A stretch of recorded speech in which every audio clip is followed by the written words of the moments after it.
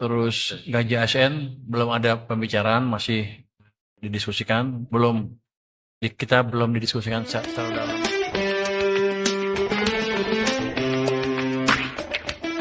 Untuk pajak online tadi ya, targetnya apa? Oh, online dulu ya. Apakah mau diinin apa sampai tahun depan apa gimana? Sementara ditunda 2 bulan dulu November. Tapi tadi kita evaluasi dulu kondisi masyarakat seperti apa. Kalau mungkin kan kita jalankan, tapi kalau masih dalam analisa kita belum cukup kuat, kita tunda lagi. Kira-kira begitu.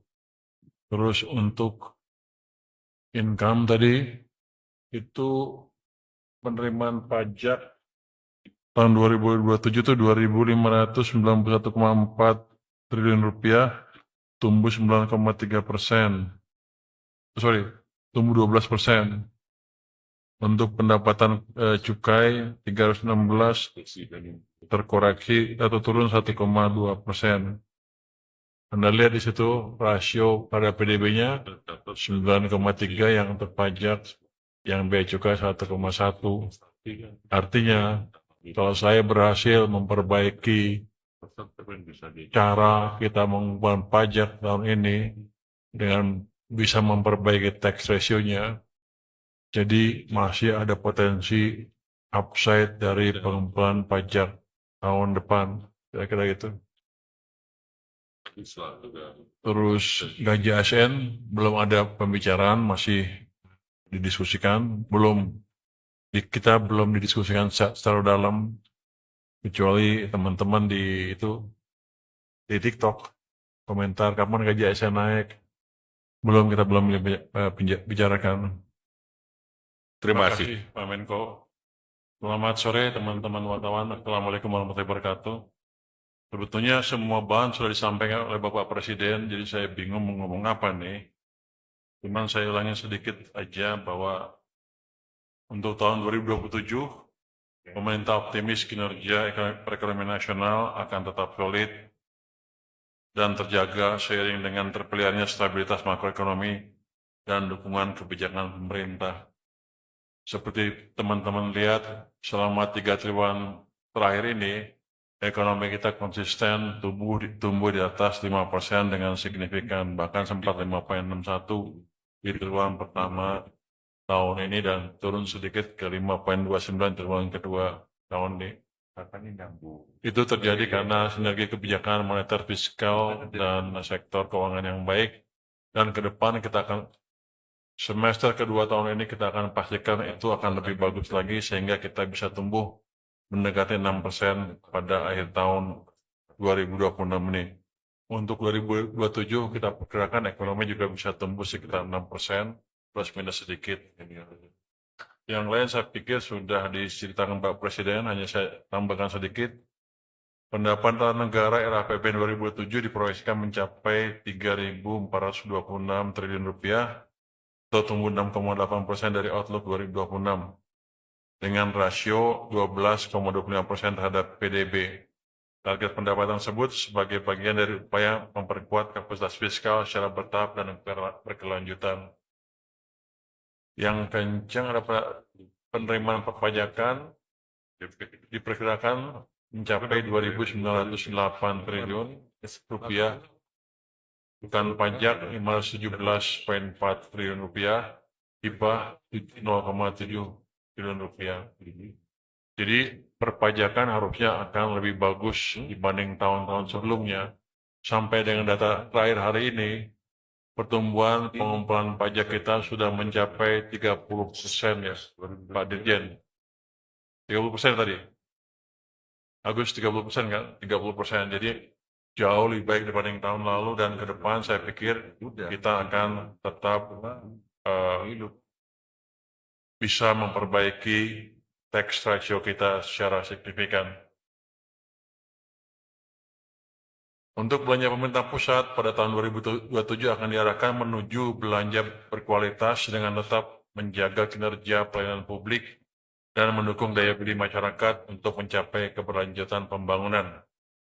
Dari sisi perkembangan anggaran, anggaran BPP belanja pemerintahan pusat menunjukkan tren yang meningkat sejak tahun 2023 hingga era APBN 2027. Dalam era APBN 2027, anggaran BPP direncanakan sebesar 3.362,2 triliun atau meningkat sebesar 3,6% dibandingkan dengan outlook tahun 2026.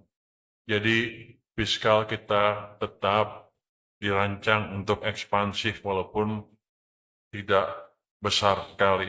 Tapi yang jelas dari pemerintah akan ada dorongan ke perekonomian.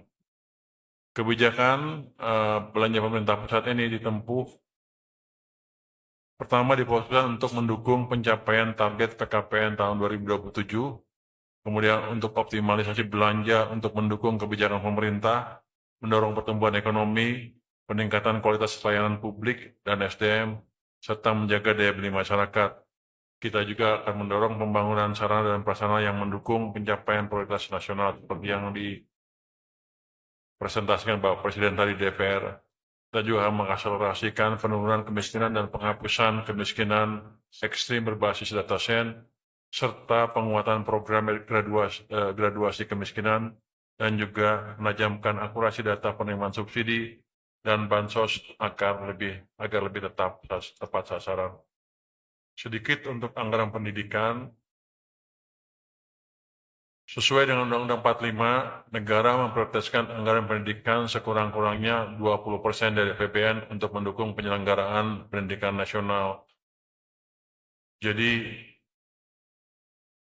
itu akan kita implementasikan di tahun 2027, antara lain untuk peningkatan akses dan kualitas pendidikan yang merata bagi seluruh masyarakat melalui PIP kepada 22,1 juta siswa dan KIP kuliah kepada 1,1 juta siswa.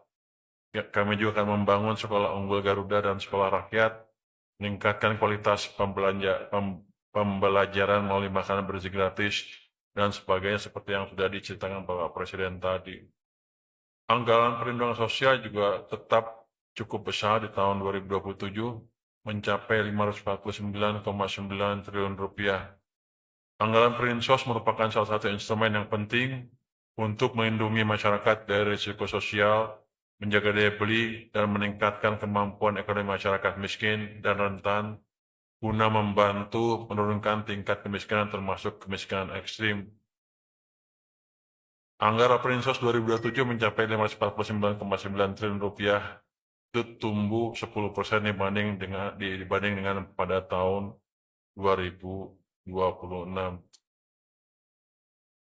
Anggaran ketahanan pangan juga tetap tinggi di 195,3 triliun rupiah, tumbuh sekitar 2,3% dibanding anggaran yang sama di tahun 2026 ini.